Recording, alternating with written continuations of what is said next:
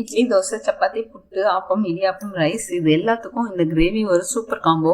கறி குழம்புக்கு ஈக்குவல் டேஸ்ட்ல ஒரு கடலைக்கறி எப்படி பண்ணலான்னு பார்க்கலாமா? 1 கப் கருப்பு கொண்ட கடலையை நல்லா வாஷ் பண்ணிட்டு ஓவர் நைட் ஊற வச்சு எடுத்துக்கோங்க. 2 பச்சை மிளகா, 10 பல் பூண்டு, ஒரு துண்டு இஞ்சியை நல்லா கட் பண்ணி அரைச்சி எடுத்துக்கோங்க.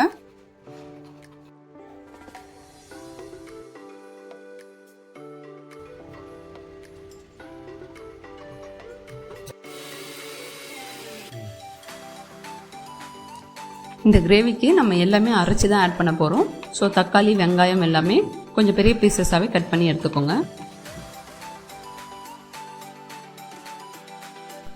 3 வெங்காயத்தை பல்ஸ் மோடில் வச்சு ஒன்றும் பாதியமாக அரைச்சி எடுத்துக்கோங்க.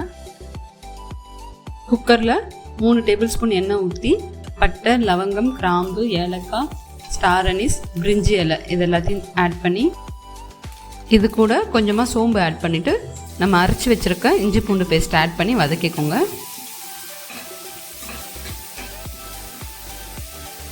இப்போது நம்ம அரைச்சி வச்சுருக்க வெங்காயம் ஆட் பண்ணி வதக்கிக்கோங்க. வெங்காயத்தோட பச்சை வாசனைலாம் போன உடனே 2 தக்காளியை நல்லா அரைச்சி இதில் ஆட் பண்ணி வதக்கிக்கோங்க.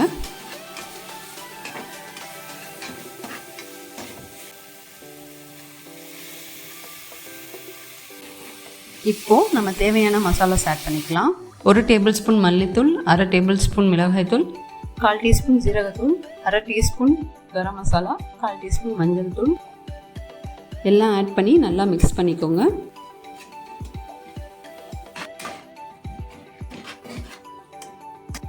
இந்த மசாலா காந்தாமல் இருக்க லைட்டாக தண்ணி ஆட் பண்ணி மிக்ஸ் பண்ணி விட்டுக்கோங்க. நம்ம ஊற வச்சுருக்க கடலையில் கொஞ்சமாக எடுத்து அரைச்சி வச்சுக்கோங்க. ஊற வச்சுருக்க கடலை, அரைச்சி வச்சுருக்க கடலை எல்லாத்தையும் இந்த மசாலாவில் ஆட் பண்ணி கலந்து விட்டுக்கோங்க.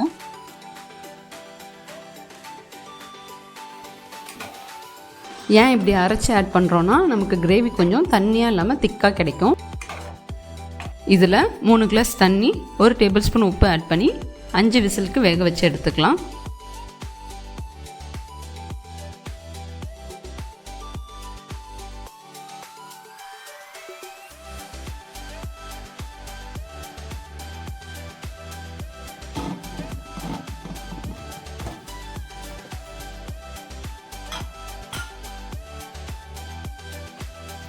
இப்போது 5 விசிலுக்கு அப்புறம் பார்த்தீங்கன்னா நமக்கு கிரேவி நல்லா சூப்பராக வந்திருக்கு.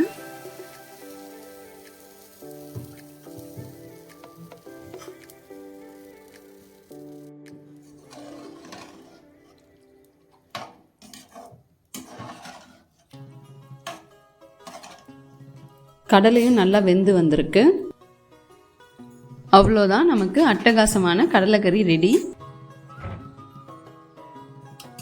இது கூட கொஞ்சமாக ஆனியன் சாப் பண்ணி ஆட் பண்ணி லெமன் புளிஞ்சு விட்டு சாப்பிட்டீங்கன்னா டேஸ்ட் வேறு லெவலில் இருக்கும். கண்டிப்பாக இந்த கடலைக்கறியை நீங்களும் வீட்டில் ட்ரை பண்ணி பார்த்துட்டு எப்படி வந்திருக்குன்னு கமெண்ட் பண்ணுங்கள். இது மாதிரி இன்னும் மோர் வீடியோஸ்க்கு மறக்காமல் சப்ஸ்கிரைப் பண்ணிடுங்க.